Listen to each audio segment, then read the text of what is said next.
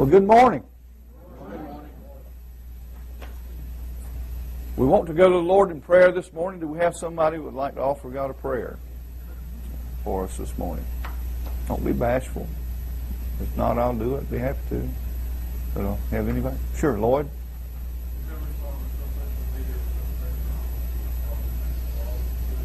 Thank you, Lord.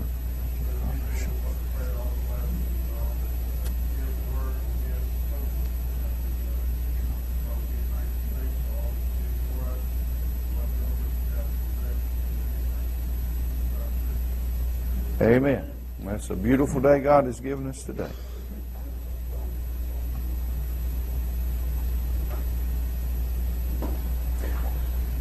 Has everybody got a book?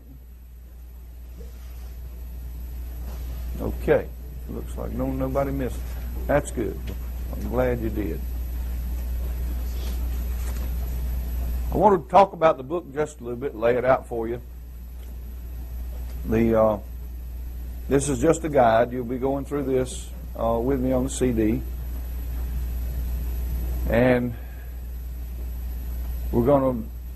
this is just for you to make notes in, to keep it. And when we go back and do the documents on the CD, when you fill those out, you'll have some notes to go along with you, so it'll help you with the process. So this is going to be your guide. So I'm going to tell you things. You just might want to just put a little note in there. Might want to write something down every now and then on your book, on the page we're dealing with, so that when you go to do this, it'll make it easier for you. So if there's anything that's vague or questionable, we will talk about those things. Now, we're going to talk about our documents today, and we'll go through them step by step, how to do the documents, and a lot of information about the documents. I will ask if you'll hold questions, if you'll write your questions down and pass them up. At the end of each document, we will answer your questions. That way we'll be able to go through this and still get through the information and answer all your questions at the same time. Because if we start asking questions with this many people, believe me, it'll take a while. You'll find out that when you have a question, that many times I'll answer it before we get through the document. Not always, but usually I do. And we'll cover a lot of stuff today. A lot of information is going to be thrown at you. But it's really not complicated. It's very simple and very easy. Now you'll see that your book is in 4 sections. Section 1, 2, 3, and 4. And Section 1 we refer to as the freedom documents. Now the freedom documents, the purpose, sorry, I get a little loud every now and then, but the freedom documents, their purpose is to establish your status. Most of us are debtors to the corporation. Most of us are debtors to the corporation. And we don't realize how we became debtors, and these agreements that we do in the freedom documents help to establish your proper status under the Bill of Rights and the Constitution that establish you. Now, the Constitution did not give you any rights. The Bill of Rights did not give you any rights. It just outlined the God-given, unalienable rights that were given to you as a birthright for being born on this nation, in this nation. Now, those rights can't be taken away from you because they were not given to you by a government or a corporation. They were given to you by God. That's your birthright. So, we give these rights away well, not necessarily voluntarily, but we do volunteer to give them away, sometimes unknowingly, through the contracts that we enter into and the agreements we enter into. And the freedom documents set the stage so that you'll be in a position and have status to abide by those.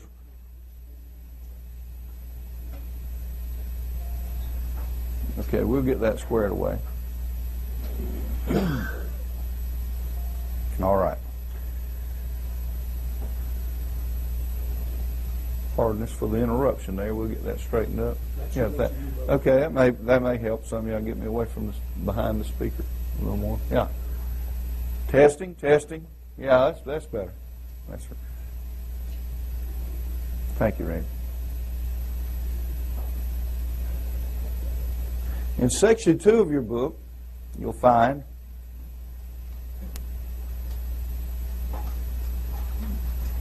what we call our financial documents. The financial documents help establish the account and notify the Treasury with a set of instructions on what we intend to do. It also helps charge the account and lets them know we want to use this account for discharge of debt. Section 3 is our bonds and notes. We have the birth certificate bond, the indemnity bond, the offset discharge bond, and we have the bonded promissory note. Those are the instruments that we use. And those are the things that we're going to teach you about today. Now in Section 4 there are a number of things there that we'll talk about primarily tomorrow, which is mostly enforcement. There's also some good things in there for you to read. We have the Judge's Bench book for any of you guys that may be wanting to go to court. I will say the best way to win in court is stay out of court if you can, but if you have to go to court, be prepared. You can have a lot of fun in court. I love to say something to a lawyer and all of a sudden I get that blank stare, the deer in the headlight look. Has no idea what you're talking about. I know that's when I've got him. Well, the bottom line is that there's a lot of information in there that can help you, and we'll go through all of these things with you. Now, tomorrow, you're going to really enjoy tomorrow. Tomorrow's Hammer Day.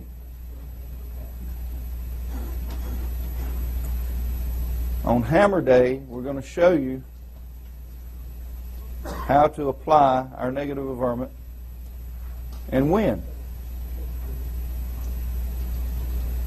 I'm going to show you the same process I used against the court down in Alabama and some other courts, and we have some of those folks here actually that have used this process, and they've got some of these courts in a mess right now,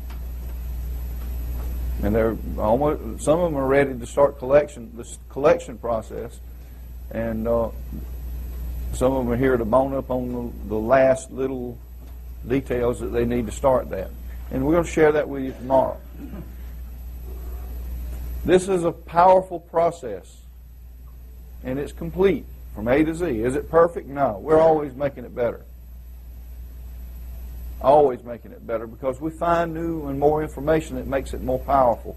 And it's a living set of documents, and it will probably never be completed. Because the more I find it helps strengthen what we're doing, I'm going to add it. So be aware of that. But these are very good documents. They're very powerful documents, and they do a good job of establishing. I've had 3 judges, just by opening up our Freedom Document package and reading some of the stuff in there, get up and walk off of the bench and not come back to court. Just by looking at it. Just reading a few pages and got up, closed the file, left the court, did not return. That's a powerful statement for a judge to do that. I tried to give some documents to the federal judge down in Alabama, and he got up and literally ran out the back door. Some of these guys in here were with me. He bolted right out the back door. I tried to give him some documents. He wouldn't take them.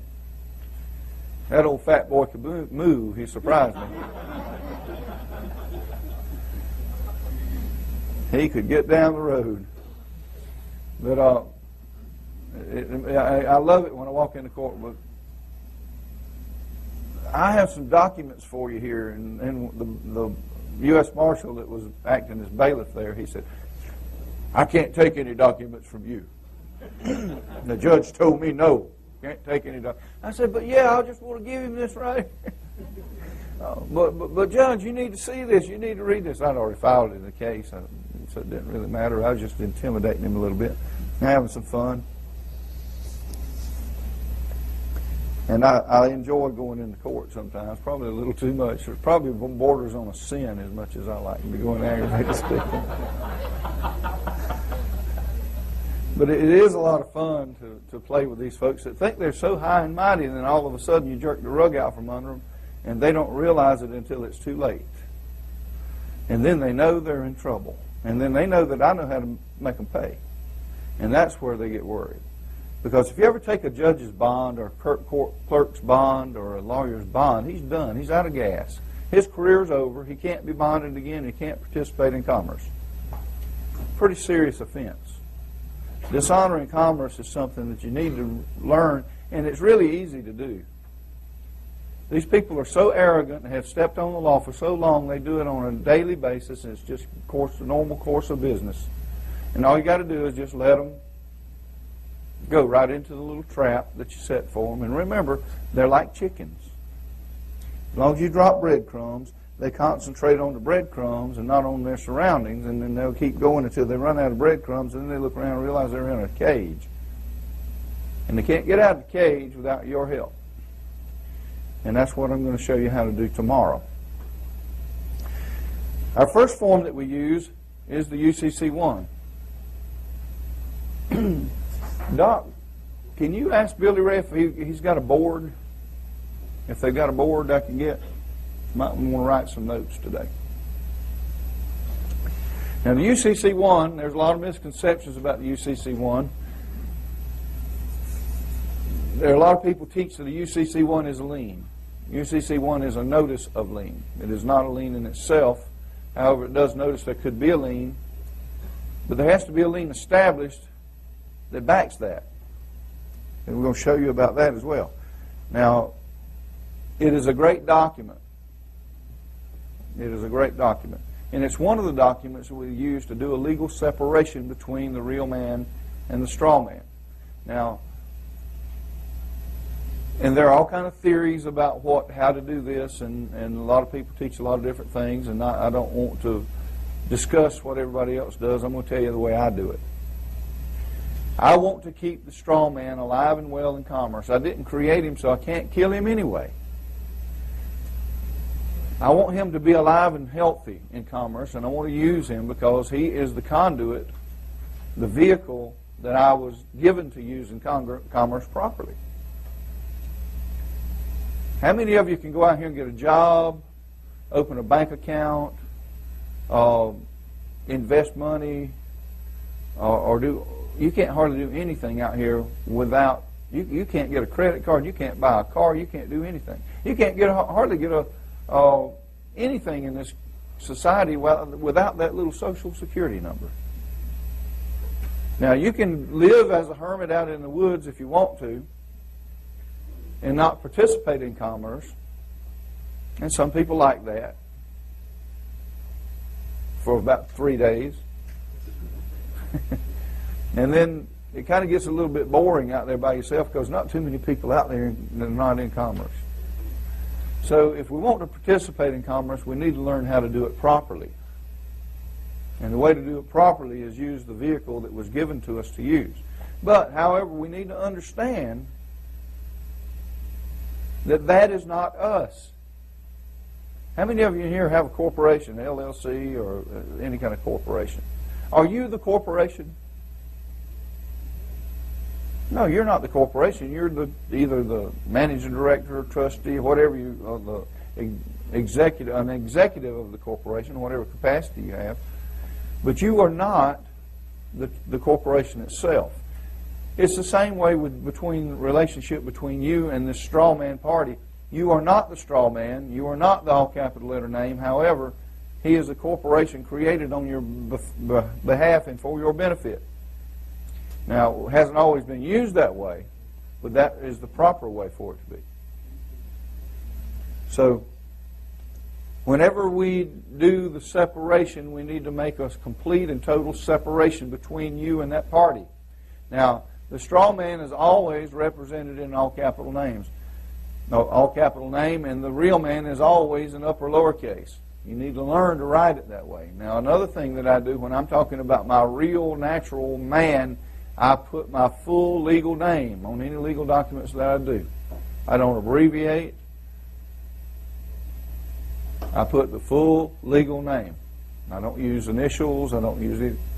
Full legal name. And that's a practice that I think you should keep.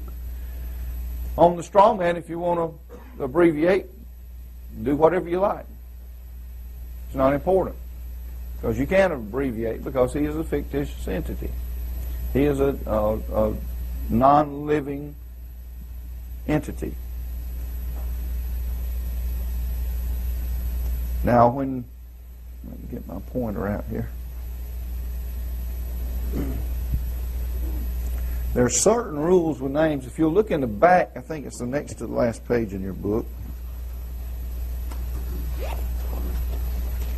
Should be.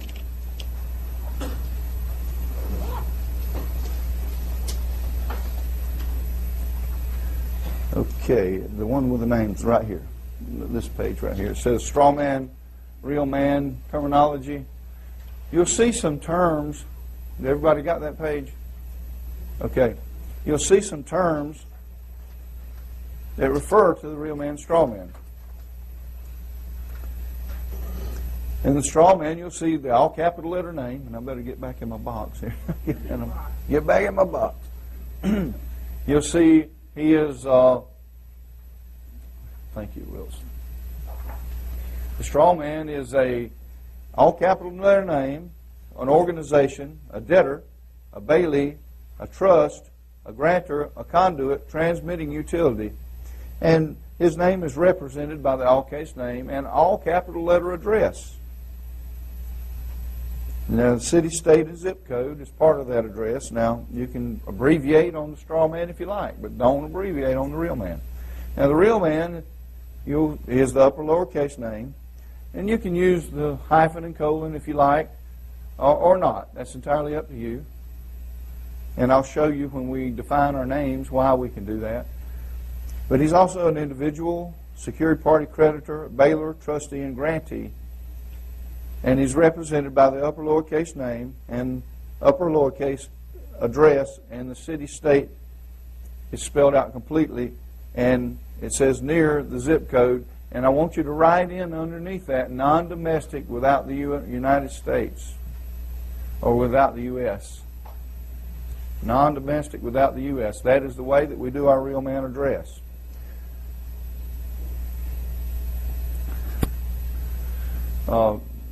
Denise, you want to go through with me and do that while we're going through this, so we can probably cover most of this while we're going through the class.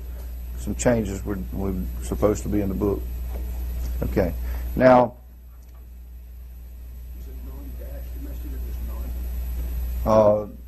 it's just non-domestic. However you want to write it, it's fine. Doesn't matter. Non-domestic without the U.S. Okay. Now, when you look at the UCC1 form, it's a legal. We use this for a legal separation to show that we are not the same. We also include protection of our property on this form. And we're going to talk about, now this is a state of Florida form. Use this as an example. Most of your forms are real similar. They might be a little different. And there may be some little quirks in your state that they require to file these. And you'll just have to ask, because there's 48 or 50 states out here, and I don't have all of the details. I've run into all kind of crazy problems across the country where you can't do this and you can't do that. Ask the people where you file your UCC. Now, one of the best places to file is Washington State. They do a national filing, and they're easy to deal with usually. They don't have a whole lot of quirks with that place, and so if you want to do a national filing, that's fine. It's not a bad idea. Okay. Up here in box A, that's just contact address, or name, and the phone number rather. That's contact name and phone number. Now down here is the address in box B. Now we started putting the straw man's name here because we were sending these in the mail, and they were mailing them back with the straw man's name and the real man's address. So we just started putting in the straw man's name and address. Now when we talk about straw man's name and address, his address does not need to be the same as the real man. You need to do a separation. Now, the straw man can have a mailbox. He can have street address, have what he wants. The real man needs to have a different one. And he does not need to have a United States Post Office mailbox because that is considered in the federal zone. What we do is we either get a private mailbox or you can use the street address and just put care of and non-domestic as we showed you on the real man's address. Non-domestic without the United States. That's one of the ways we do that. You can also use it without a zip code if you like. A zip code is not required, however it might slow your mail down. But if you're talking about the real man, it's probably not really all that important because most of your mail comes to your all capital letter name anyway. Very little of your mail comes to the real man. Mostly it's personal correspondence between you and other parties, and very little of it is that is sent by agencies ever comes to anything but the straw man. If you'll go home and look at your mail tonight, you'll see what I'm talking about. Almost all of it comes to the all capital letter name because he is your vessel in commerce. Everything out here just about works in commerce. So when you get a letter from a bill collector or a letter from the court or one of these agencies and a present from somebody out here that's trying to get you to pay something, that we call that a present because sometimes it can be. We want you to pay attention that you'll find out it's almost always in the uppercase name. There are exceptions, but usually it is. So when you change your address, take that into consideration. You might want to keep the straw man in the same address that he already is so you don't have to go out and do a bunch of change of address forms. Okay, but make sure the real man make sure that the real man we're going to have to move.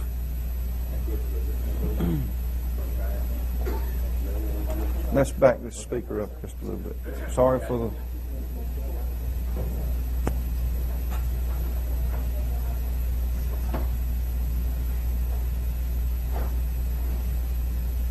Thank you, sir.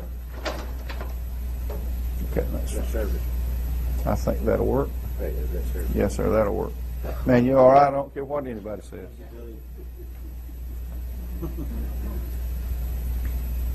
That's going to be a problem? Okay. All right. Now, make sure that you keep a legal separation between the two parties, as we've just talked about.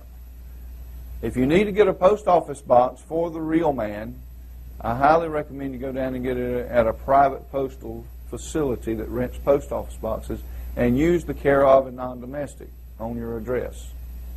And that's the way most of us do it. Now, the post office is in the federal zone, and they can be considered in the federal zone too unless you list it that way with the care of and the non-domestic, the zip code, near the zip code in the box. And that's the way we do it. Okay. So box B is the straw man's name and address. If you're going to mail these in, they're going to mail them back to the straw man. Now, they do that almost every single time, everywhere we've been.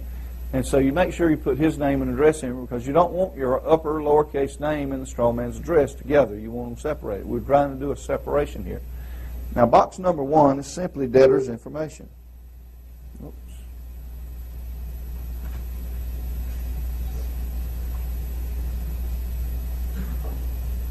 Okay, box number 1 is debtor's information. Everything in here goes to the debtor. Now, who is the debtor? Straw man. All capital letter name is the debtor. All the information in there belongs to the straw man. You can't mix it. Now, the straw man is an organization. If you'll look on your list of names and titles that we have back there that we were just looking at, you'll find that he is an organization. He is not an individual for the purposes of this form. Now, I know that an individual is a lot of times is referred to as a corporation. We don't have a choice of any other designation on this form. So we have to use the individual and the organization because that's all we have. Now, the organization name is the all capital letter name. Mailing address is whatever you say it is. City, state, postal code. Country is the United States. Leave him in the United States. It's where he belongs. He is a legal entity. And organizational ID, ask your office where you file these what to put there. Some allow you to check it, some don't. In some places they require you to check it. In some places they won't file it if you do, so you'll just have to ask. But do not put Social Security numbers in this document because they won't file it, or EIN numbers. They won't file it that way in most places today because of the identity theft laws that have been passed in the last year or so. That's a problem that we had. But whatever they tell you you need to do in that county. But don't mix up the upper or lowercase names and addresses. Now, some states won't file these at all. Alabama just won't do it. They call them straw man filings. But a lot of states will, so you'll have to find one. Like I say, Washington State will. Randy, what do they file them here in Texas? If you kick them hard enough. If you kick them hard? Some counties will, some counties won't. You'll just have to work through that and find out. Now, Denise, you've done some of these already? We have no problem whatsoever filing through Washington State. Yeah, that's a good way to do it, actually. In my opinion, Washington State, as long as you pay the filing fee, they don't care. They don't seem to care a whole lot. They do have some little quirks, and you'll have to, Denise can probably help you with that. Okay, now, number 2, additional debtors. I don't generally use that. If you have a cause to use that, you may. I don't have any reasons for purposes of this paperwork to use it, so I just leave it blank. Now, in number 3, the secured party's name is the upper lowercase name, and he is listed under 3B as an individual. And you put his first, middle. If you have a suffix, what if you're a junior? Do you put JR period? No. You spell out junior. I don't do abbreviations or associated with corporations. Okay? And just put the name and address. Now, when you get down here where it says city, and you just have to see in your form. Now, can Washington State form, can you spell the city out, the city and the state out completely on their form? They've been converted to mixed case now, so you can't control the case with the question you spell out. Okay. Well, what we do is we put, if we have to do it, like in Florida, the only thing you can do is put FL usually. In I think it was in Florida. There's several states that do that. And they'll only let you put FL in here under the state. So what we've done in some of the states that do that is we come over here and we write the city, comma, and the state and spell it out and just leave that blank. You go back to Florida. Okay, you can? Okay. Back when we used to file, we wouldn't let you do it. But they've changed up a lot of things. We fought with Florida for a lot of years and tried to get them to do things. They were a little bit difficult. I could even go down to I have literally went to the office in Florida, and they'd reject my paperwork. I would take it back down there with a new form, and I would say, show me exactly what you want. I would have the clerk fill out the form the way they want it, write it in. I would go fill it out just exactly that way on a new form and send it back in, and they reject it. We fought with them for 2 years back and forth trying to figure out what they wanted because they didn't seem to know. And finally, I just went down there and told them, so you guys are going to have to start filing these or we're going to deal with you. And they backed off. But it got pretty hairy there for a while. These folks are sometimes a little bit difficult. They forget who they are. Okay, and Section 4 is in Florida form. Now in Florida, when I was doing them, it's been quite some time. It's been several years since I filed in Florida. And I understand they have done a lot of changes. But in Box 4, they wouldn't let us put our property or list our property. If you put anything very much in that box, they'd reject it every time. So we got this statement in here that we started putting in here. All property belonging to the debtor belongs to the secured party. Debtor is a transmitting utility and debtor is a trust. Well, we started doing that and they started accepting them, so we did that. Now I understand they'll even accept the property list in Florida, but I haven't tried that, but I've been told they will. I submitted my UCC one with my property list, everything on Yeah, but boy used to, they wouldn't do that. They would not do it. So what we did is we would do this and file the form, the UCC-1, and then you would come back with an amendment and attach your property list to that, and they'd file it. But they wouldn't do it on the one. Go figure. It's just what I'm trying to explain to you is in your state they have these little quirks, and it's usually the personalities of the people down there at the office. Yes?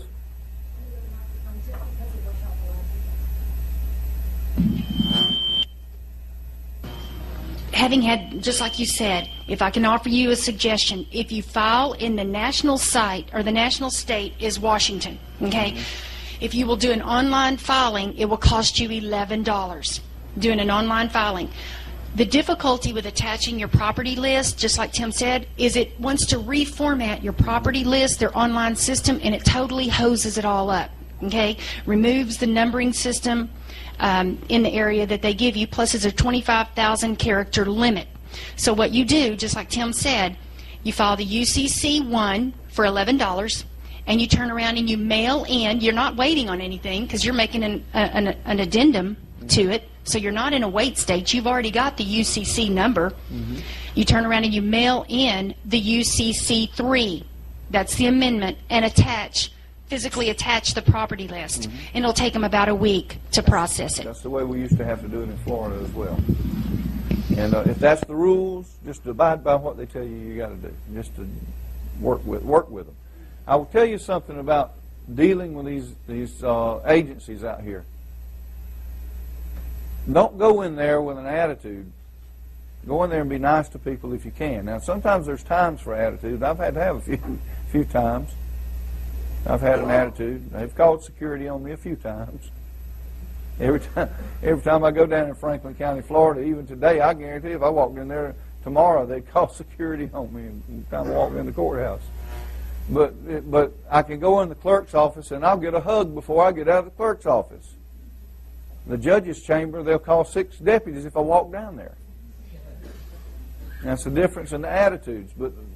And I'm such a nice guy, I don't understand it. But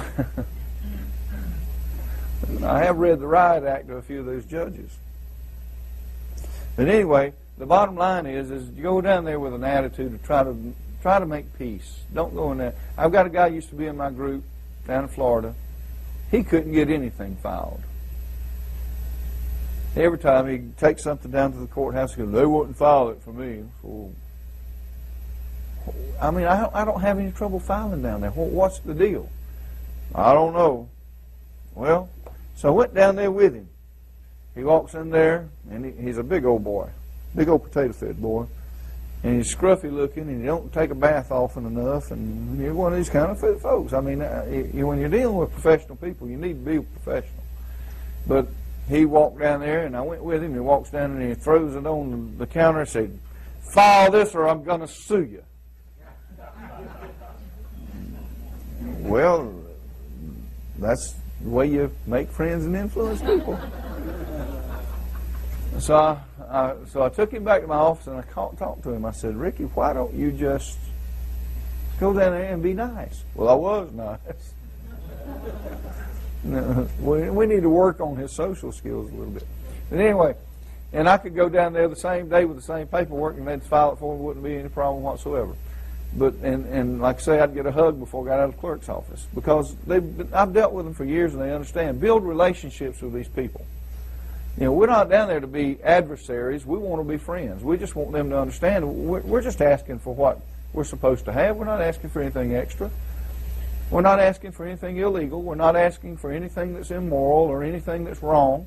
We're just trying to do what the law says we can do. And if the law is wrong, somebody needs to change the law. That's all we're asking for. You want to check the Bailey-Baylor relationship here. And in Florida, you have to check documentary stamp is not required. Or they won't file it just because of that. They're little quirks, but that's just in Florida. If you have those things, like I say, you've got to check your state. Now, the second page is just kind of a recap of what we've already done. But at the bottom of the second page, and in a lot of states they do have this second page, you'll find that it'll ask for a couple of things. And you check debtor is a trust and debtor is a transmitting utility. Now, and I've been told all kind of different things, and I don't know in your state what they do. Some states refile these in 5 years, some are 30 years, and some say they're a lifetime. I'd be suspect of that, and it has to do with checking the transmitting utility, I understand. Matches the book. That matches the book. You're all right. I don't care what nobody says. Okay, so check those two, debtors of trust and debtors of transmitting utility. Are there any questions on this form? Okay, if you will come up to the mic, or you can write your questions down if you have some, and pass them to over here, and Denise will read them for you.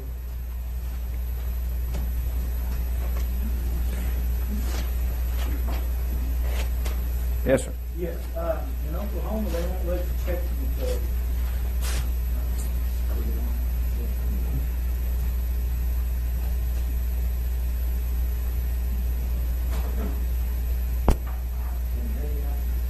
No.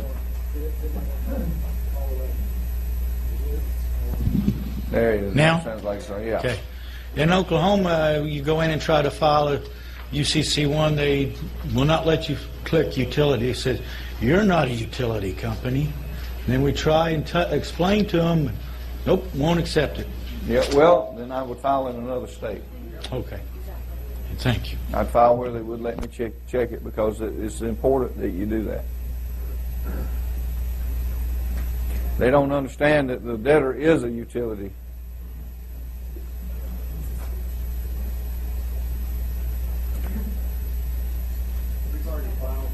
Just leave that mic on. We'll change the battery. It's too much trouble.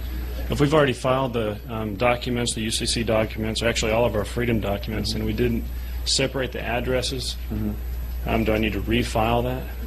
I'd do an amendment, yes. An amendment to the UCC? Okay. Right. I'd do a UCC amendment. You need to separate those addresses. It's important. In box 3 for the secured party name, if you are the fourth, do you spell that out, or do you Yes. Okay. I do not abbreviate on the real man's name.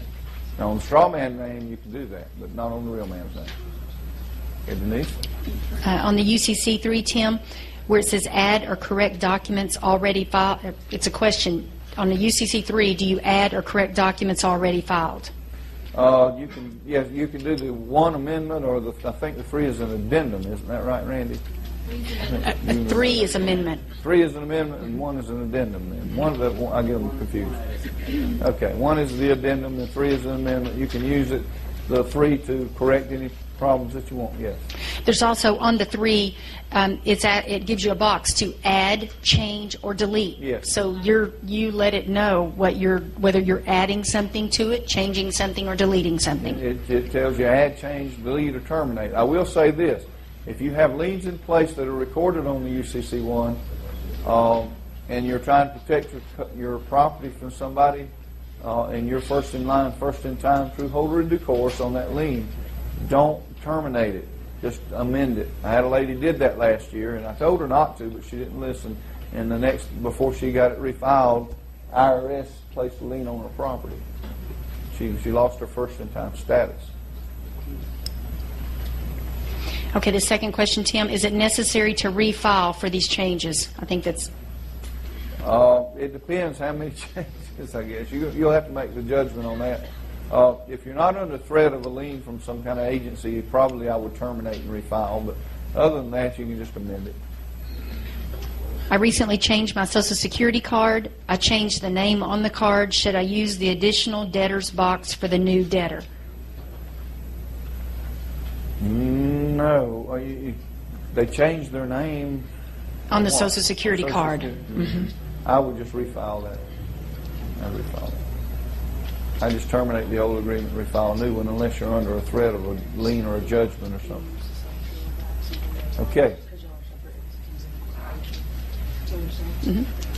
The question is if you're married, can you use the same P.O. box even though you're two separate entities in the Sure. corporation? Yes, absolutely. Yes, you can.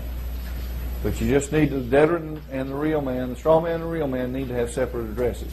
We're doing a separation, and that's one way to keep that separation. Okay. The Attachment A property list is something we've added to our program, and it lays out what your property is. It's a pretty comprehensive list, I think, of 107 items. We've put everything in there, including the kitchen sink. So we put everything we can think of. If there is additional property, yeah, if there is additional property that you want to add to this list, that's fine. And this is a list. It's page 7. Okay. And it's called Attachment A Property List. Now you can add this to the UCC filing if you wish and list all your property. So we do this to protect your property. Now, we use this list in 4 places. It's overkill. We're trying to work around our documents and reformat it to take care of that. But we put this Attachment A property list in 4 different places. And we'll talk about those. On the UCC one, we do it on the commercial security agreement, the actual and constructive notice, and the legal notice and demand. And we're trying to reformat our documents where we can get it down to one property list, but we want all of the property that is referenced in all of those documents at this point to make sure there's no misunderstanding what we're talking about. And yeah, it's overkill. We know that. And we're working on trying to correct that. But right now, with the way the documents are formatted, I would use all 4 property lists to protect your property because it's very important to do that. Now, I will say this. IRS has tried to break our lien on a commercial security agreement, and they couldn't do it. They've tried. I've had some people that have tried to break the liens that we put on their houses so they could sell their homes. And one guy in Iowa, they did sell his home. He calls me up and he said, well, the IRS is going to sell my house. He said, but they sent me a letter. Now, I've been trying to get him for 7 or 8 months, almost a year probably, to get his paperwork in. He didn't do it, but his wife did. He drug around, didn't do it. But when she filed the lien in the commercial security agreement, we'll show you, she didn't like the $100 billion lien, so she changed it to $150,000. She thought $100 billion was too much.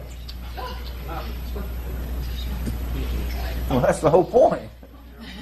It's having a lien that's overkill. So you're upside down and there's no value. But anyway, the property was worth probably $300,000 or so. So they had equity, so they sold the house. But they sent her a letter. They said, we're going to have to give you the $150,000. So what he did, this was a bunch of Mennonite folks, good folks. And they all got together, went down to the sale, and they lowballed the sale. And so he came out all right because they had to give him $150,000 and the place sold for less than that, so he actually made money on the deal, so it came out all right. His brother bought the house and he paid his brother back when he got the check from IRS. So IRS still lost money on the deal. But anyway, they still came out all right. So I told him, I said, well, do you think that the lien is too much now? I said, if you'd have had the $100 billion lien on it, you wouldn't have had to go through all the trouble of selling your house and then buying it back. There wouldn't be no value, and that's the whole point. Everything I have has $100 billion in silver lien against it. If you want my property, I'll sell it to you. I'll even give you a discount. Come and get it. That's why the attorney, when he stood in court the other day, or a few weeks ago, and the judge said, I'm going to sanction you for $25,000. The attorney looked at him and said, but Judge, it won't do any good. You can't make him pay anything. He already knows about the lien. He's done his homework. And they won't be able to break that lien. It's been tried by several attorneys and the IRS several times, and they've not been able to break this little simple lien. And so be aware that that's what you want to be toxic to these people. That's our whole point, is to make you toxic, where there's no benefit in dealing with you. Because all they want is revenue. All they want is resources. All they want is they want equity. They want the value of what you have. And if there is none, then you're toxic. They'll go catch an easier fish. Sorry to break the rules, but I just want If you will go to the mic, if you could.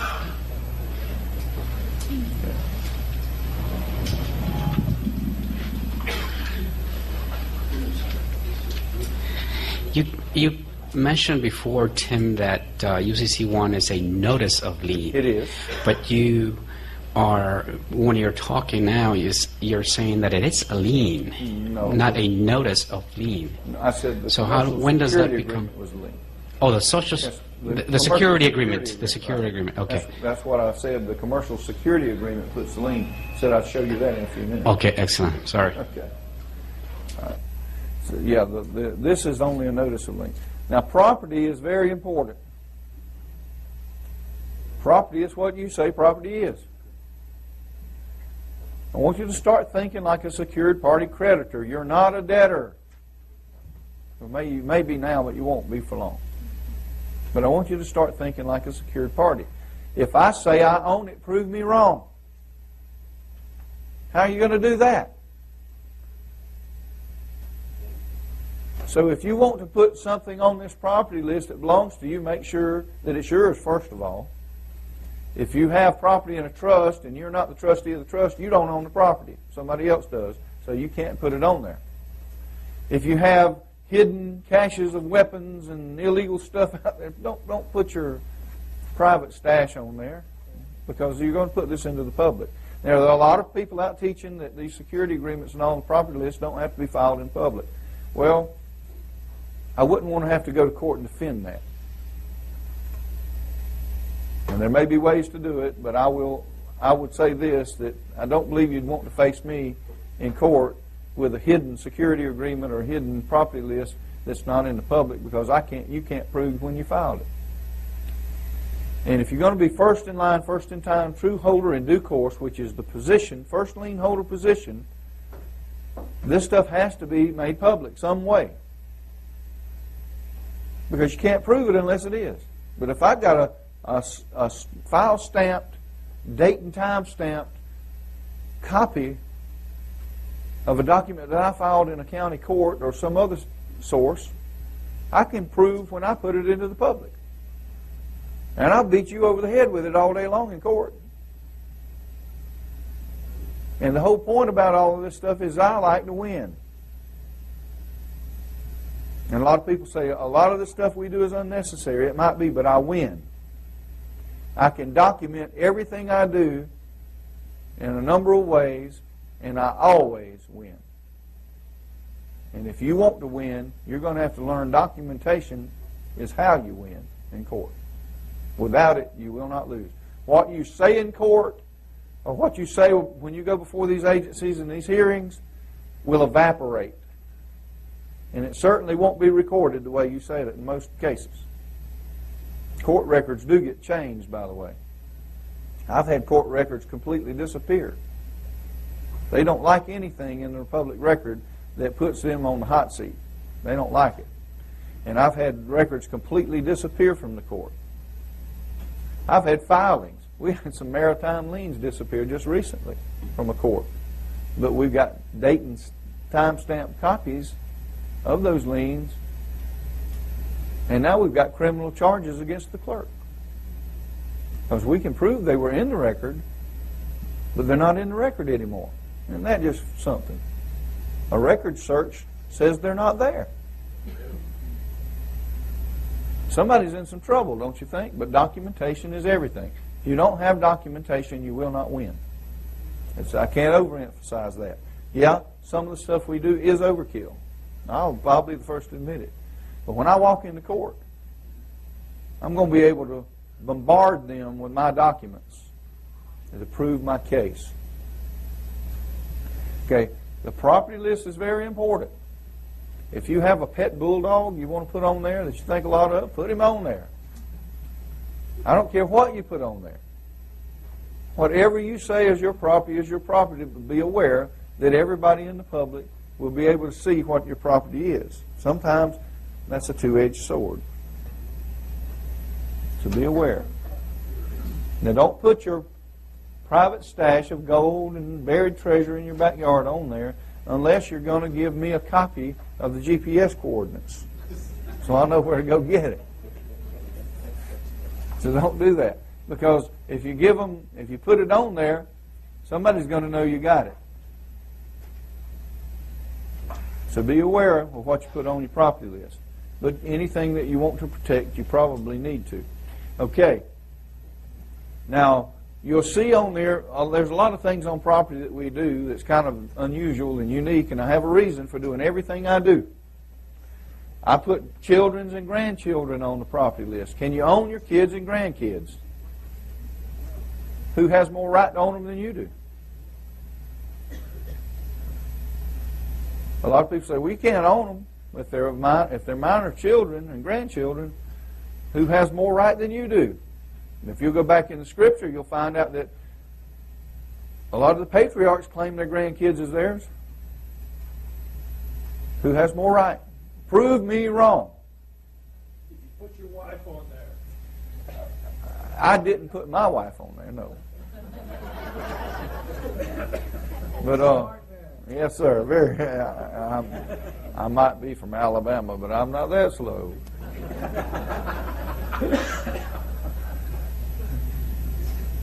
No, I did not put my wife on mine. She is not involved in this process, and she doesn't understand it well enough, and I don't think I'll live long enough to teach it to her. But she is coming along. She did go to one of my meetings once, and she loved it. She didn't understand it, but she loved it. So, and she really is not. She doesn't oppose me on it. She goes right along with me and whatever I want to do. But she doesn't understand it well enough, and maybe one day. Sometimes, what did Christ say? Those of your own family are the hardest to reach sometimes. But anyway, if you want to put it on there, and I do, I put the children and grandchildren, make them argue with me. I mean, and I'm talking about underage children. I'm not talking about children that are of legal age, because they got to be on their own. So if you have some that fall into the category, by all means. Now, what if you have someone that you're a caretaker of that may be mentally impaired or handicapped that you are responsible to take care of? By all means. Now, we had a guy down in Alabama that did this process and put his kids, his minor kids, on his property list. And he got a letter from the school one day, said that they were going to vaccinate his kids on such a certain day. And he went down there the next day with that notice and said, I don't want you to vaccinate my kids. And the principal informed him and said, well, we don't need your permission. We were just notifying you that we were going to do it. And he said, well, I don't think you want to do that. So he took a copy of his freedom documents along with his property list and all down to the county attorney for the school that day. And the next afternoon when he got in from work, he had got a call from the principal. And the principal told him, said, sir, we will not vaccinate your kids under any circumstances without your written permission. Well, what was the difference between his kids and everybody else's kids? He put them on his UCC1 and property list. Now, whether he truly owns them or not, I can't say, but he protected them by doing that. And so it might be something to think about. Pay attention to the format here. Now, choose one, man or woman, whichever one you are. If you're not sure, just look down when you get out of the shower and it'll solve that dilemma. That's a story in itself. That was on a radio show, and my co-host is Bill Witwicky, is a retired Army colonel, and big old gruff guy. I mean, he gets a little insensitive sometimes. Let's just put it that way. And he gets rough on some of these issues, and some of the issues I try to stay away from because I don't like to offend people, but he did. He said some stuff and offended a guy who was homosexual. He calls in on the program, and I try to smooth it up because I'm not an offensive person as a rule. I try to get along with everybody. But the bottom line is this guy just kept threatening and accusing, and I mean, he got really nasty with me. I didn't even say anything. And so I tried to make it, tell him, well, we didn't intend to insult you and all this kind of stuff. But he just kept right on and kept right on, and he kept telling me he was born that way and all this kind of stuff, which I don't know about all that. But anyway, he kept on until he aggravated me. I mean, this guy kept on for 10 minutes, and I don't like to cut people off my show. I let them talk because I believe in free speech, even if you don't agree with what I say. I like to let people vent their whatever they want to do, vent their spleen, as they say. But the bottom line is he just kept on being obnoxious and got worse and worse. And finally I said, listen, buddy, if you don't know what you are, when you get out of the shower in the morning, just look down. And boy, he got mad and hung up on me. I just got enough of him.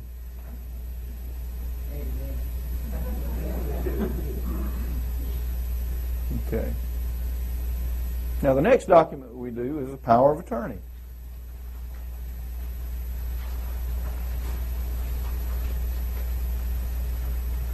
I'm here. Okay, the power of attorney is just a very simple power of attorney. We also use that as a document that helps separate the two entities, which should be following right along in your book with this. Should be in order. I hope it's in order. It's out of order? Oh, my God. Okay, I apologize. Billy Ray!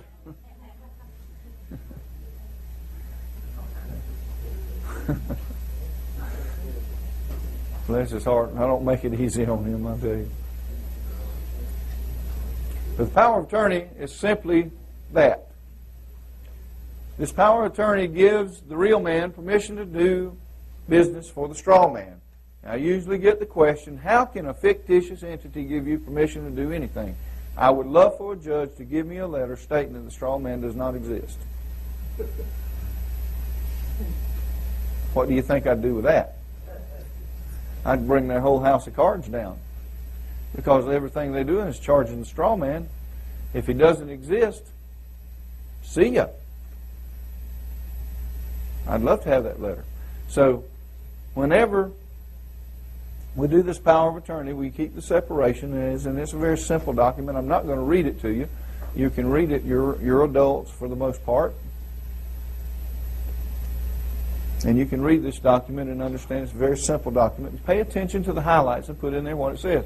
It says John Lee Doe in all capital letters. What do you think you should put there?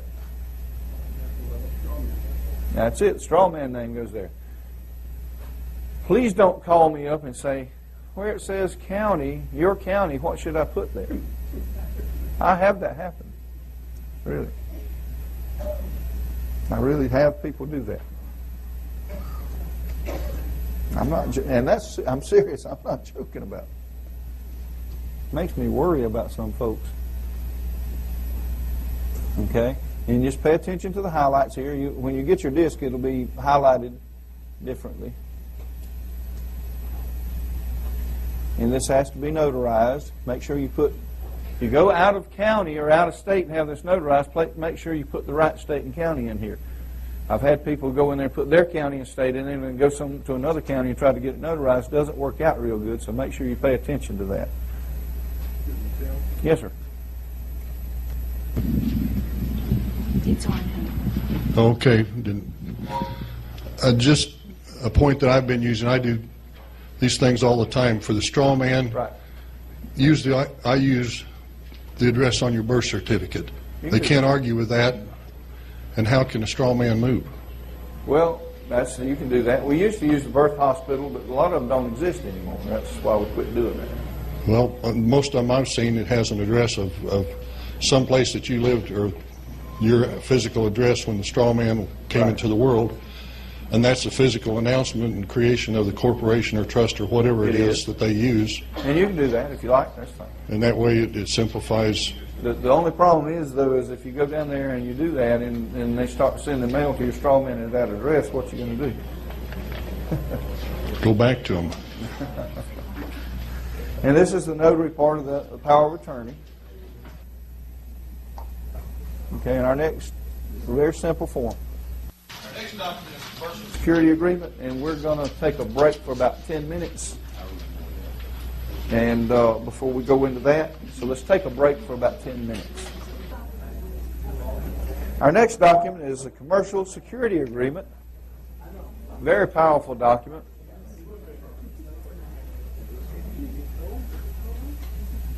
Now at the top of this, right up under the heading, you will notice that there's a number goes here. Put any number in there that you want to do. We made a suggestion, and this is what we've done in the past, is put your initials and birth month without any dashes or slashes or any of this kind of stuff.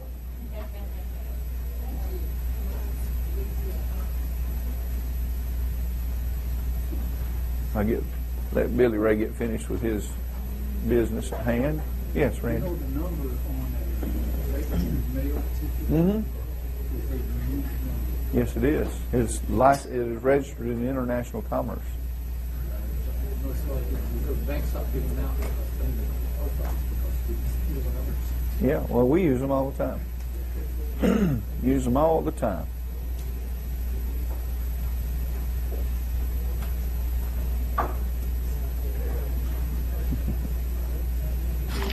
There were a couple of questions on the property Okay, go list, ahead. Tim, and on the notary. So let me Okay. get those on record. Some of the property lists have different headings at the top. Should they all be the same? So Yes. that there you go. When you refer to attachment A, attachment A should be the same as it's used in the commercial security agreement, legal notice and demand. Donna's going to go over that with y'all a little bit tomorrow to clarify a couple of little things for you. Tomorrow afternoon. Yeah. If Okay. Okay. All right.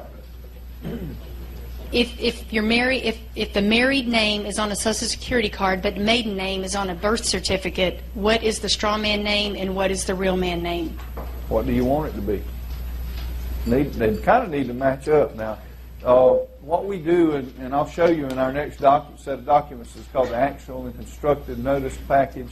We have an agreement in there that identifies who the names are, so that you can use either one you want, but you need to list those names because we define who they are. And you can put both of those names on there, and you can use the one that you want to use. The property list has Social Security numbers, which you can't record at the county because of the Privacy Act. How do you record a property list with a Social Security number? I X out the last four numbers. I just put XXXX. Great point. That's the way we do. That's right. That's exactly what we do when we file them.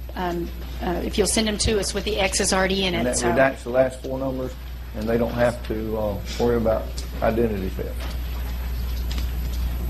Okay? Well, thank you. I forgot the last question. It's right here on my thing. Can you list your checking account numbers on your property list so it carries a $100 billion lien against it and can't be frozen by the IRS? No, do not put your numbers on there. List it all checking accounts, foreign, all bank accounts, foreign and domestic. That's the way I list. I don't list individual numbers. I don't want people to know where my checking accounts are. But I just put all bank accounts, foreign and domestic, and then that covers it. All means all. Well, they might try, but it could be some liability incurred. If you look on his property list, number 57, he's already taken that into Yeah, consideration. we've covered the bases pretty well. Yeah, I can't say they won't do it. I can say that they'll incur some liability if they do. And that's all what it's about. When you can enforce the liability, that's where you have power to deal with these folks. Okay, the commercial security agreement, as I said, just make up a number. This is a tracking number. Okay, the SA01 just means security agreement number 1, but make up any number you want. Put in there. That's just an example, but it's your number, make it up. And it's used for tracking purposes. Now, the reason we put numbers on some of our documents, because they're important documents, and we put numbers on them so we can put them on our notary presentment forms and identify that specific document. It's important. Some documents we need to be absolutely sure we can identify what they are because they're important documents. This is one of those.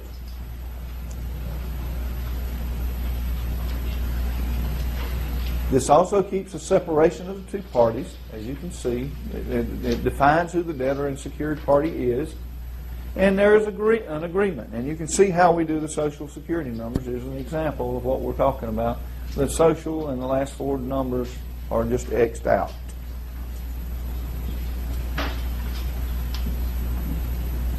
It's a very simple agreement, but it's a pretty decent agreement. Choose his or her, whichever you want, this is for your birth year.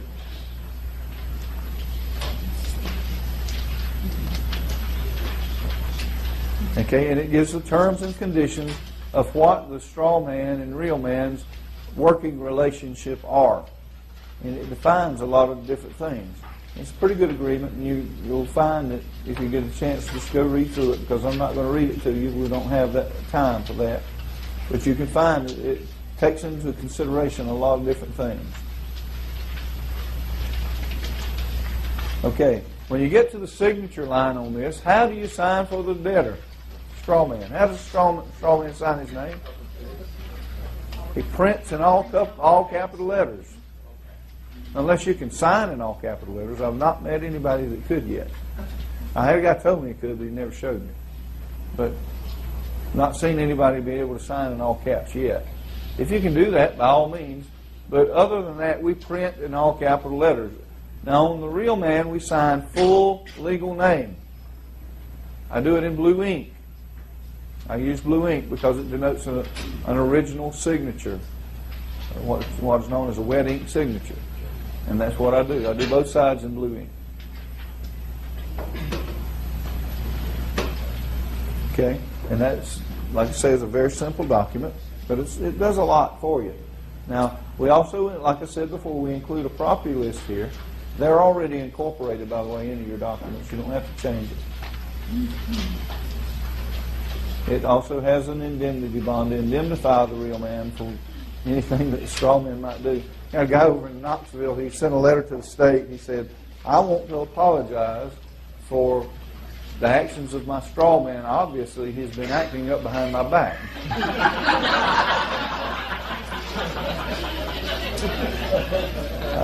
I think he was an example of one that got dropped on his head one time too many times. He was. He said, what you think about that? I said, they ought to enjoy that, all right. Okay. Now, we place a lien. This is noticing them that we're placing a lien on all of our property. And the lien here, it says, this agreement constitutes an international commercial lien on all property of the debtor indemnitor on behalf of and for the benefit of the secured party creditor indemnity in the amount of 100 billion United States silver dollars of 0.9995 silver. This lien will expire at the moment that the indemnity expires or when this lien is satisfied by the indemnity. If you want to modify that sum, now I have people ask me, well, what if we don't want it to expire when we expire and we want to leave things to our kid? I tell them, kids, I say, well, that's what a will does. So if you want to reword that and make it fit your circumstance, by all means do. But if you're going to leave property, you don't do it with a notice of lien, you do it with a will. And that's my suggestion, but everybody's got their own. But you still sign this the same way. Sign in blue ink, all capital letter for the straw man, and full legal signature on the right for the real man.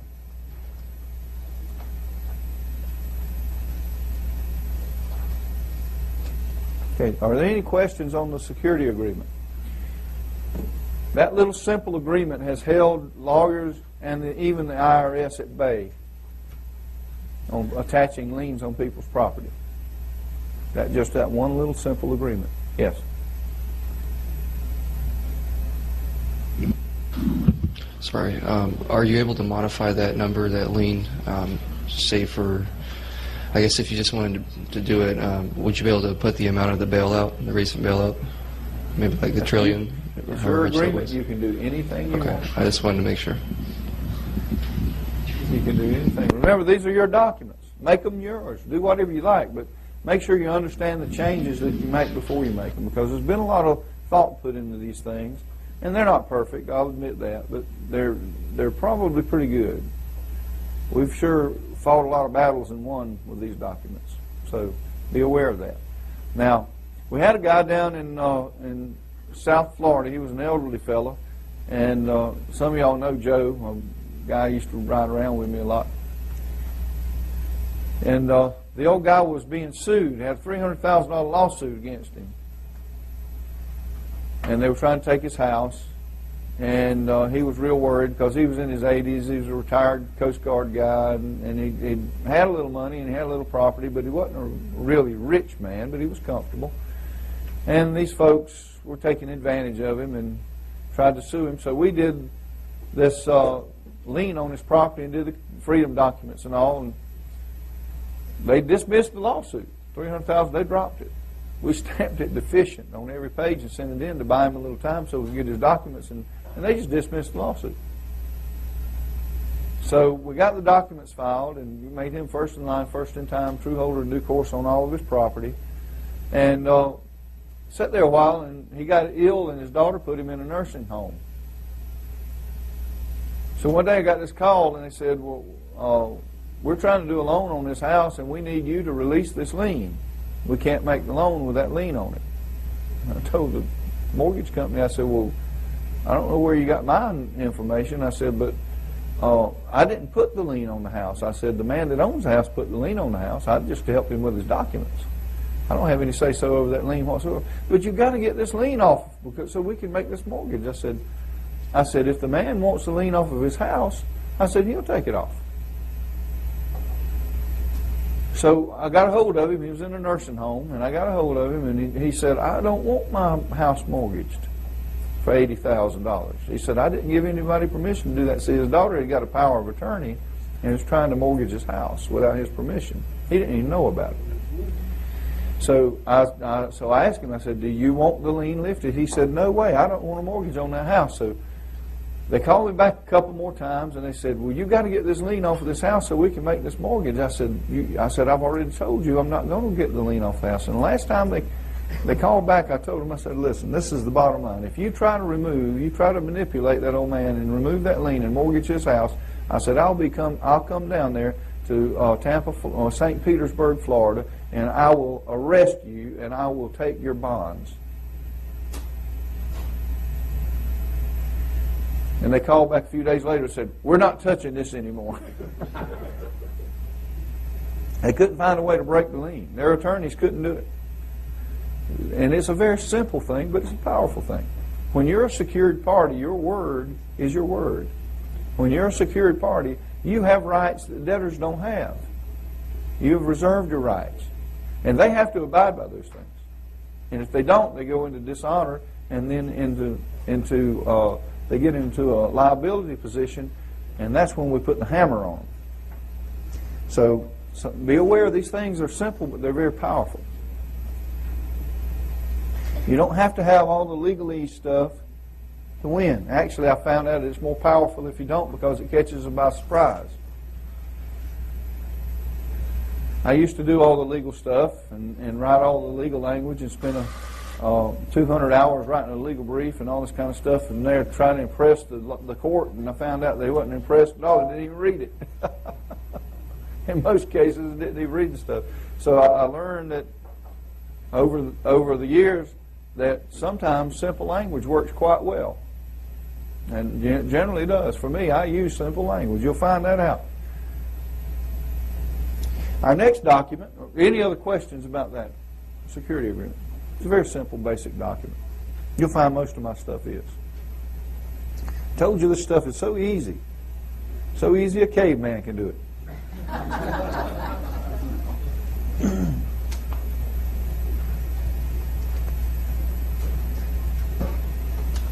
Okay, the actual and constructive notice is a package of documents, and you'll see in your outline it lists those A through D, I believe it is.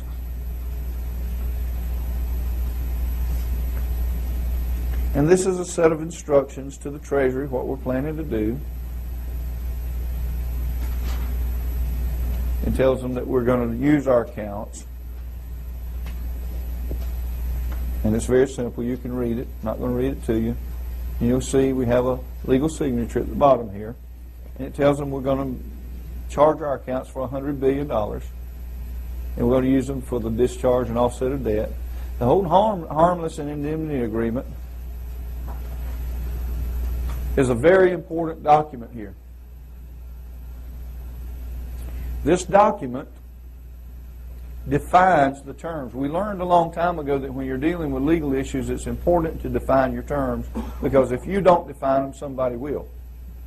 And they won't define them in your favor. If you get an attorney out there that's trying to beat you in court and you haven't defined your terms, he's going to define them for you, and he's probably going to beat you over the head with the definitions.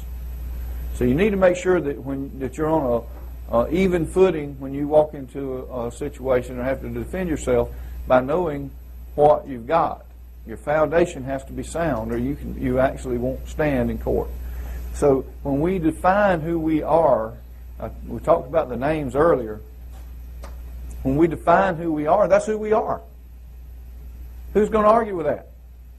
What document are you going to bring forward to prove that I'm not who I say I am? Because if you come against me, I want documented evidence. And if you make a claim against me and you don't provide me documented evidence, I'm going to own your house. Literally. I'm going to own everything you have. I'm going to own your bank account. I'm going to own your credit. I'm going to own your airplane and your RV and everything that you got. And that's where balancing the books comes in. And I'm going to show you how easy that is really to do. It's not hard to do at all. It's so simple it slips up on everybody. But this, where it says that this is another form we use to separate the two entities. We have the debtor and the creditor defined. And if you'll read down in this document, it'll show you places here that talks about listing the name. Where it says all of the variations of the name, I think there are 4 places in this document, where it says variations of the name, put the variations of the name. Now, not all the business you do is in your full legal name. My name is James Timothy Turner, but sometimes I write James Turner, or James T. Turner, or Tim Turner, or J.T. Turner. Use that a lot. Well, do I want to be able to do that? Yeah, I do. So I want to define who those names are, so I define them all. And I put mine, the first time I list my name, James Timothy Turner, I put it with a hyphen and a colon, and then a comma, and then I put it without the hyphen and the colon. Then I listed James hyphen Timothy colon Turner, comma, James Timothy Turner, then comma, James T. Turner, comma, James Turner, J.T. Turner, Tim Turner. Now I list every variation that I might use my name, because now I'm defining who I am. So if I use those names, they're my names because I defined it. And this is on public record. Now it comes into play, and it's kind of important with you ladies that have been married. Maybe you've been married and divorced, and maybe you've got some things in your past marriage that are not completed, such as property issues or children or alimony or child support or what have you in your past life under a different name. You might want to list that name in the event that you need to use it, because that defines who you are. And you may not. If you've been divorced and remarried and everything, there's no issues with your former marriage, you might not even want to list it. That's entirely up to you, but that's an option if you need to. I had one lady who had 5 names.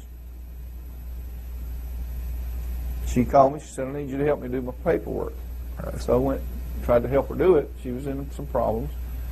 And she had a birth certificate with one name, a Social Security with another name, a driver's license with another name, she was doing business through a corporation through another name, and she was using a completely different name. None of the other four. And so I had to ask her, I said, well, who are you? And she said, well, just pick one.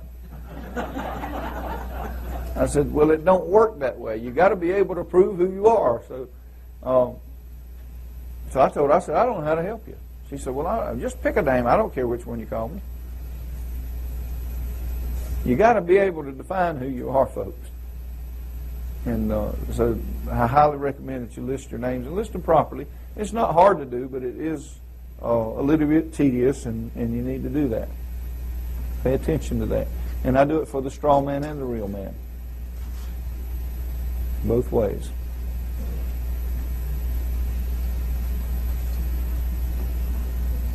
Any questions on, well, I got the signature line, of course, again here. The debtor and the creditor have to sign the document. Also, we include a property list with this document as well. And we're going to get our documents converted where we don't have to do that right here soon. If I ever get a day to do it, which is questionable right now. This is another non-negotiable security agreement, which is part of that package. Very simple document there. Just pay attention to the highlights.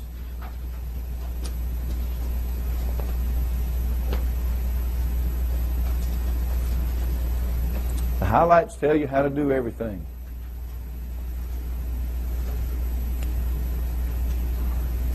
The next document we want to talk about is probably my favorite and probably one of the most powerful documents that we have. It's called the Legal Notice and Demand. Now, the Legal Notice and Demand puts these agencies on notice who you are and tells them the rules of engagement if they deal with you. And it also tells them the penalties that are involved if they violate those. And you'll like some of these penalties. Pretty neat agreement. Now, I got this document and the former document that we just went through from a guy named Steve Beto. Some of you may know Steve. He's from Michigan, a very, very sharp guy. He's a paralegal, and he trains the attorneys that practice in the Court of International Trade in New York. He's the one that trains them. He's very knowledgeable on these issues about commerce, and he's a good guy, he's a Christian man. And he gave me these documents when I was in a meeting with him because he saw that we were trying to help people, and he liked what we were trying to do. So he voluntarily gave me the documents to use and said, we can give them to anybody. And so we've spread these across the country. There are a lot of these on file. I've seen a judge just open this document and get up and leave. Just read 2 or 3 pages and get up and leave. Because he knows what it does, just like I do. Puts him in extreme jeopardy. And they don't like to be in liability positions because it's serious liability. Do I have someone that would like to read? There are 4 pages of this. If somebody would like to read that for me, if you will, I need you to take the mic and do it, and so everybody can hear. I want to read down to where it says billing costs. You start right there where it says attention and warning.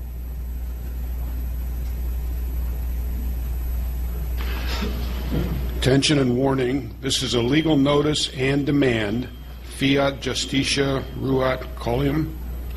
Let right be done through the heavens shall fall. To all state, federal, and international public officials by and through your Secretary of State, name of Secretary, take notice, ignorance of the law is no excuse. This is a contract in admiralty jurisdiction. Take a moment to read this before you proceed any further. I do not wish to speak to you under any circumstances excluding federal judicial review. This title is for your protection. 1. I, one John Lee Doe, free man. If you will, get a little closer to the mic. Okay. In the back here. I, one John Lee Doe, free man, the undersigned, herein request that you present anything that you say to me in writing, signed under penalty of perjury as required by your law, as shown in this instrument. Notice to agent is notice to principal. Notice to principal is notice to agent. Attachments are included and are part of this contract. 2. This notice is in the nature of a Miranda warning. Take due heed of its contents. If for any reason you do not understand any of these statements or warnings, it is incumbent upon you to summon a superior officer, special prosecutor, federal judge, or other competent legal counsel to immediately explain to you the significance of this presentment as per your duties and obligation in respect to this private, formal, notarized, registered statute staple securities instrument. As per Title 11 U.S.C. 501A, 502A, 11 U.S.C. 7001, 7013, and Federal Rules of Civil Procedure, Section 8A and 13A, the claim or presumption that I, John Lee Doe, am a debtor to the United States or any of its agencies or subcorporations is forever rebutted by this contract. This rebuttal is a counterclaim in admiralty.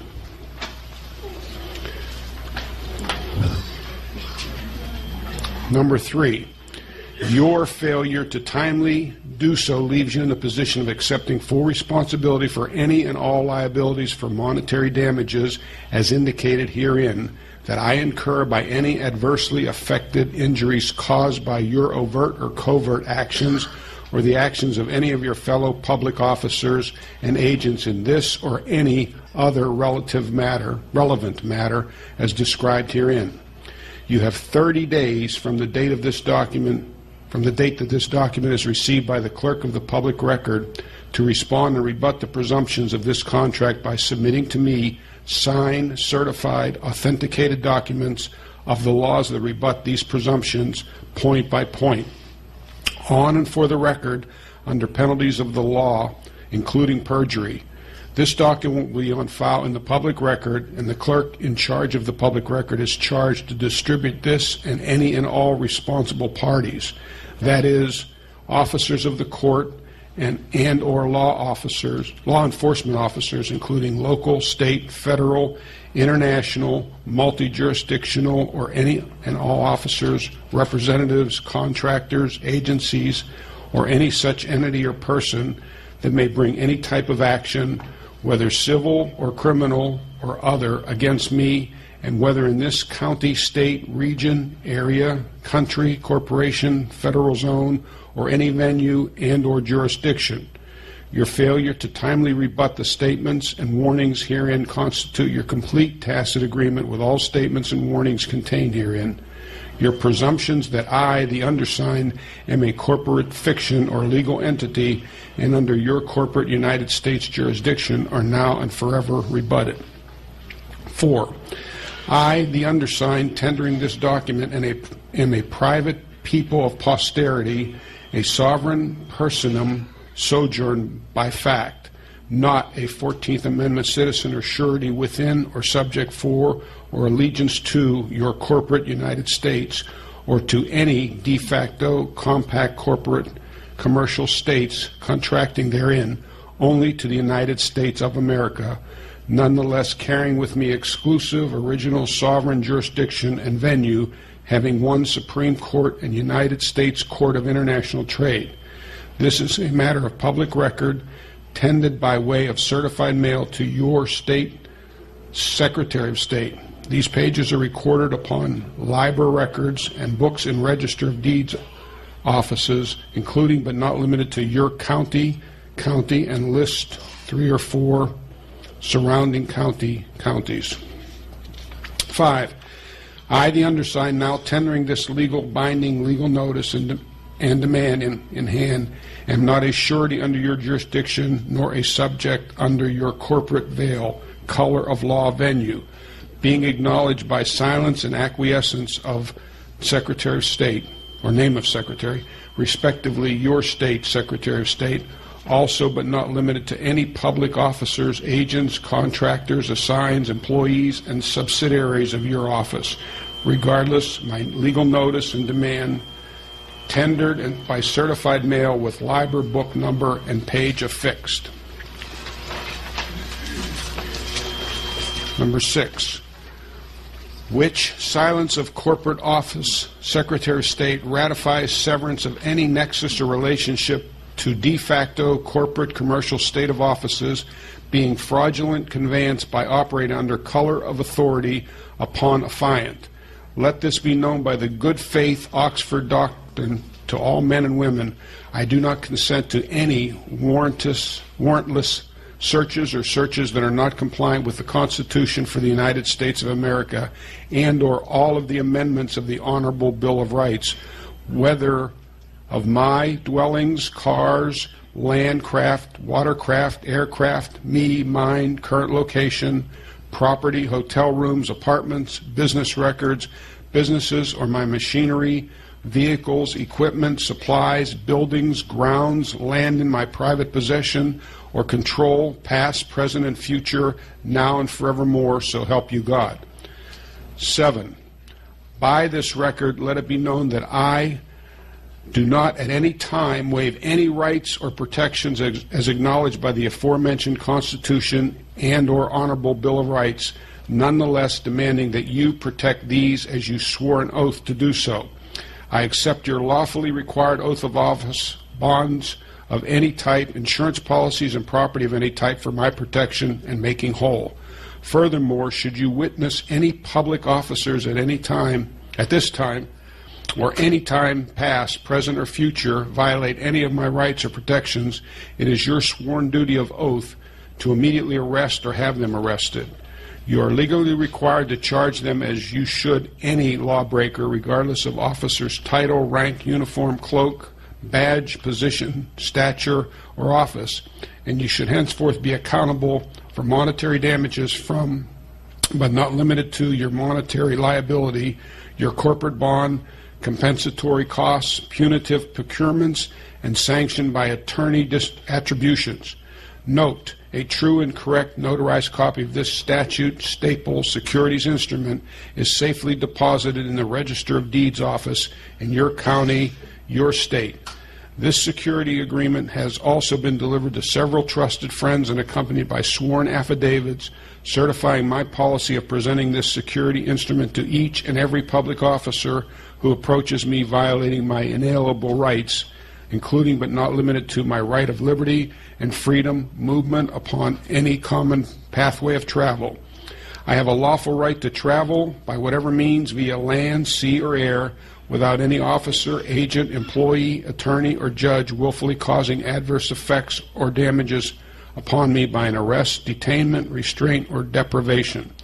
I will be granted the status and treatment of a foreign sovereign, a foreign diplomat by all customs officials. This document or the deposited copy becomes an evidentiary document certified herein, or if now fully reproduced, should any court action be taken upon me as caused by your acts under color of law with you, your officers, and employees. Take note, you are now monetarily liable in your personal and corporate capacity. I, John Lee Doe, freeman, the undersigned, a sovereign, notwithstanding anything contrary, abide by all laws in accordance with the aforementioned Constitution and Honorable Bill of Rights, which are applicable to sovereigns. I, John Lee Doe, wish no harm to any man. You agree by your non-response to uphold my right to travel, or you must rebut my presumption by lawfully documented evidence in law, on and for the record, under oath and penalty of perjury within 30 days as aforementioned in this admiralty contract. 9. Be warned, noticed, and advised that I, upon, in addition to constitutional limits of the Constitution of the United States of America and or the Honorable Bill of Rights, governmental authority, the rights and protections guaranteed under uniform commercial codes, common equity law, laws of admiralty, and commercial liens and levies pursuant to, but not limited to, Title 42 Civil Rights, Title 18 USCA Criminal Codes, Title 28 USCA Criminal Codes, and additionally, your state constitution penal codes, inasmuch as they are in compliance with the aforementioned Constitution and or Bill of Rights. There can be no violation of any of these laws unless there is a victim consisting of a natural, flesh and blood man or woman who has been damaged. When there is no victim, there is no crime or law broken. Unless this is rebutted within the time limit contained herein and the conditions of the rebuttal are met, you or any of your any representative in any capacity of any agency, government, corporation, or the like agree to abide by this contract any time that you interact with me. I, John Lee Doe, Freeman, the undersigned, am a lawful, majority-age, clear head and sound mind. Number 10, remember, you took a solemn, binding oath to protect and defend the original Constitution for the United States of America, 1787, adopted circa 1791. Violations of said oath is perjury, being a bad faith doctrine by constructive treason and immoral dishonor, paragraph 13, 14, and 15. I accept said oath of office that you have sworn to uphold. I declare that any and all presumptions that I am a citizen, subject, resident, participant, legal entity, straw man, fiction, or any such, or any and all jurisdictions of the United States, or any of its subdivisions, agencies, entities, departments, subsidiaries, are now and forever rebutted. You may rebut my presumptions by submitting certified copies of lawful documents that have been certified by your state's attorney while under oath and on the official record and under penalty of perjury, and waiving all immunities from prosecution. You have 30 days to rebut my statements as indicated herein, or my statements will stand as true, lawful, and legal in all of your courts and or hearings. 11. This legal and timely notice, declaration, and demand is prima facie evidence of sufficient notice of grace. The terms and conditions of this presentment agreement are a quasi-contract under the Uniform Commercial Code and Fair Debt Collection Practices Act. These terms and conditions are not subject to any or all immunities that you may claim should you or in any way violate my rights or allow violations by others. Your corporate commercial acts against me or mine and your failures to act on behalf of me or mine are ultra vires and injurious by willful and gross negligence. 12.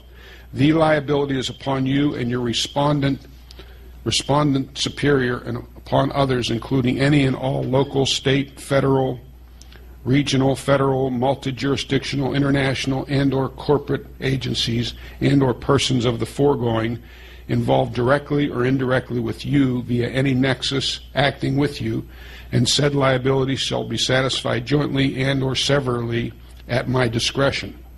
You are sworn to your oath of office, and I accept your oath of office and your responsibility to uphold the rights of me and mine at all times. Thank you. Okay. Do you think we rebutted the presumptions? The presumptions of the courts and of these agencies is that you are a debtor and that you're a slave to the corporation and they pretty much own you. The law says that if we rebut a presumption, and we're doing it in writing, and our presumption is not rebutted, that our presumption stands as law, as truth in the law. Do you think they're going to rebut this? Now, we give them up to 30 days, depending on what the legal time for notification is in your state. I put 21 on mine. So make sure you keep it within the legal notification time in your state. Washington State, 5 days. But whatever time period you need to put in there, make sure you include that. That's why it's highlighted. Most states, 21 days is fine, but if you have any question, go with 30 days. 30 days is good everywhere. Now, for them to rebut this, they're going to have to do it with documented evidence. Where are they going to get documented evidence that they don't have to abide by the Constitution and Bill of Rights? It doesn't exist. Yes. Yes, Deborah, go ahead. Sorry, we referenced their oath of office in this document. Yes. When they take their oath, are they pledging to the Constitution of or for? They're probably pledging to the Constitution of, but it still includes protections under the Bill of Rights in the Constitution. Those protections are still there even in their Constitution. So it doesn't matter which one in reality, they still have to uphold it. Okay? So they can't do away with it. That's why it's in their documents. It's impossible. They don't have the authority to overrule the law. Remember, we're dealing with natural law. We don't deal with courts of equity and that type of law. Once you become a secured party, you're under natural law or constitutional law, which is protecting the rights, the God-given rights. They're not given to you by the government, and they can't be taken away by the government. The only reason we're not exercising those rights is because of the contractual agreements that we have made. We're reestablishing the contract. That's what we're doing here. Now, if they want to rebut it, let them try. I've never had one of these rebutted. Now, can a judge, a court, an attorney, a bank, or any agency out there refuse to give you your rights under the Bill of Rights? Sure they can. But what happens when they do? They take on a personal liability. Now, the little old phrase in here called respondee superior is very, very powerful. That means that if Barney commits an act against your rights and trespasses your rights, that Andy is responsible for it.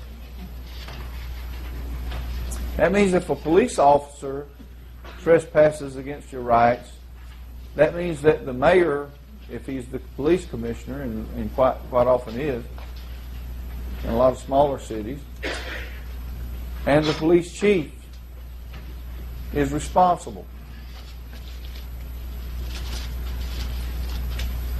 Now this can get to be very interesting sometimes, because I found one of the maxims of law is that big fish always eat the little fish. They always do it. The guy up here sitting up here in this big state job is not going to take the fall for a police officer way down here, or a trooper.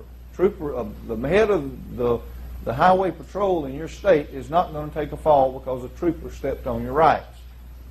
The trooper is going to have a bad day when you bring down the heat on him, because his boss is not going to take the heat for him, because he's not going to jeopardize his job, his big, cushy, nice job of retirement. He's not going to risk it, because they won't do it. They'll they'll eat their young in a minute if you put the heat on them right. They do. They'll turn on their own. I've seen them do it many times. We have an officer down there in Panhandle, Florida, ex-officer, used to be with Game and Fish. The guy was a tyrant. He just absolutely violated every possible law it could be many, many times, and nobody would take him on and deal with him. So one day, I was sitting in a restaurant having a cup of coffee and talking to some friends, and this guy came in. He was a fisherman, had about a 6th grade education, didn't know anything about anything, and he had been trounced upon by this guy. And I knew the guy. And so he told me, he said, man, he took my livelihood away from me, and he did it illegally.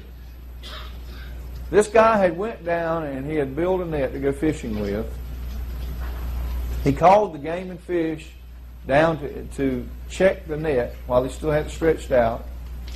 Before he ever put it on the boat, they came down there and said it was fine. He put it on the boat. It was checked several times for the next 8 months while he fished with it. And then one day this guy checks the net and decides it's illegal. Now, after his own department had checked it many times and approved it, he decides it's not legal. And he took the guy's fishing equipment. He took his boat. He fined him thousands of dollars and tried to have a permanent revocation of his license. The boy couldn't, while this thing was pending trial, he couldn't even fish. He was suspended from fishing. And this went on for months. So I looked at the case and told him, I said, well, there may be some. He was going to hire an attorney. I said, bad move. The attorney's not going to help you with this. I said, but you might can do this. And so I encouraged him to write a little letter, a little simple letter. And we let the head of the Game and Fish know that this man has violated the law, this is how he did it, and this is what we're going to do about it.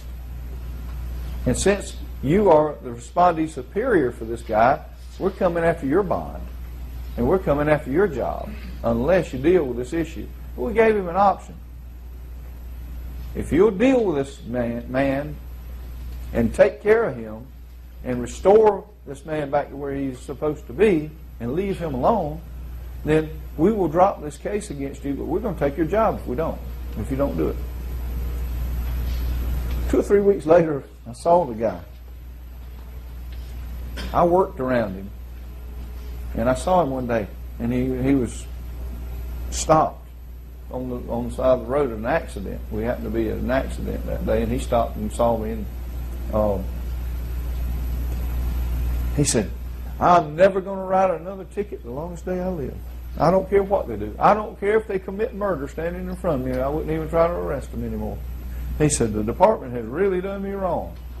Well, I said, well, his name was Gashi. I said, "Gashi, what happened?" I played dumb, you know. He didn't know I was the one that helped with the letter. So I said, "Well, my goodness, what's wrong?" He said, "This fisherman wrote a letter to my boss, and my boss called me in the other day and told me," he said, "listen, you're on your own. We're not going to back you. You violated the law. We've done some investigating. We found out that you violated the law, and I'm not going down for you. So to represent yourself, you're going to have to go hire an attorney, and it's going to cost you $400 an hour." That's what he had to pay an attorney, $400 an hour to defend him in this case. Went on for about 7 or 8 months, and it finally went to trial, and he lost. And so the department fired him. So he had to pay all these thousands of dollars to an attorney to defend his position, to keep from losing everything that he had. Still lost. And he lost his job and a big chunk of his retirement because he violated the guy's rights. You can't do that. Even in our society today, you can't violate people's rights without a liability. And so the guy no longer works for the department, and he doesn't go down and terrorize people. Now, he said, "I don't understand why in the world they want." I said, "Well, you know, sometimes you just don't need to be quite so hard on people." Because he was a tyrant. And so sometimes things turn around, and sometimes the books get balanced when you know how to apply the right pressure. Now, I used to work for the state of Florida. Worked down there with them for 5 years down in South Florida. And I got injured, and they fired me from my job and did it illegally. They did it because I wasn't a team player, is what they would tell me. But they fired me because I got injured. Although they're the ones that tried to kill me, they injured me and tried to take me out, and I was a little bit too stubborn to die. So I came out okay in the incident, but I did get hurt pretty bad, and they fired me. Well, I went to see the superintendent, and he let me know they wanted to fire me. And I told him that day, I said, "Mr. Farkas," his name was David Farkas, low-life piece of garbage, don't mind telling you. And he said, "We're going to fire you." And I told him that day, I said, "Well, you don't have any reason to fire me." He said, "Well, we're going to fire you anyway." I said, "Well, you would rather slap Saddam Hussein in the hand with a face with a handful of sand spurs than to piss me off." That's just what I told him. He said, "Nothing you can do. We're the state of Florida." I said, "No, you're not the state of Florida, and we'll see." 3 months later, he called me, and he said, "Brother Turner." That's what he called me. I said, "Who is this?" He said, "This is David Farkas." He said, "Brother Turner, one Christian brother to another, I need some help." I said, "Well, what do you need my help for? You're the state of Florida." He said, "Well, it appears that you put a lot of heat on me." And he said, I'm about to lose my job." And he said, "I really need your help." And I told him, I said, "Mr. Farkas, if you didn't do anything wrong," I said, "you don't have a thing to worry about. Have a nice life," and hung up on him. Well, he lost his job. How long have we got? I'll finish up the story in 3 minutes. Okay, but anyway, he lost his job, and they fired 7 other people that were involved in firing me, the state of Florida. because I put the big fish in jeopardy because of their actions. Okay? But just to show you that God has a sense of humor, this man lost a $106,000 a year job. His wife left him. Took his family. He had a $106,000 a year job, an unlimited expense account, credit card with the state. He lived in a 3-bedroom brick home that was maintained for him, with everything paid for. He ended up with a $25,000 a year job working selling auto parts at Toyota Place in Fort Myers, Florida. We eventually got reestablished back in law enforcement and became a deputy and went to work for Hendry County Sheriff's Department. And just so happened that the administrator of that department was a very good friend of mine. And so I called Duke up. I said, Duke, I heard that this guy Farkas just went to work for you. He said, you know him? I said, yeah, that's the buzzard that fired me. He said, oh, really? He said, he's going to have an interesting career. So God does have a sense of humor. I think we need to change our... Okay, well, if you want to go ahead and change it right now is a good time.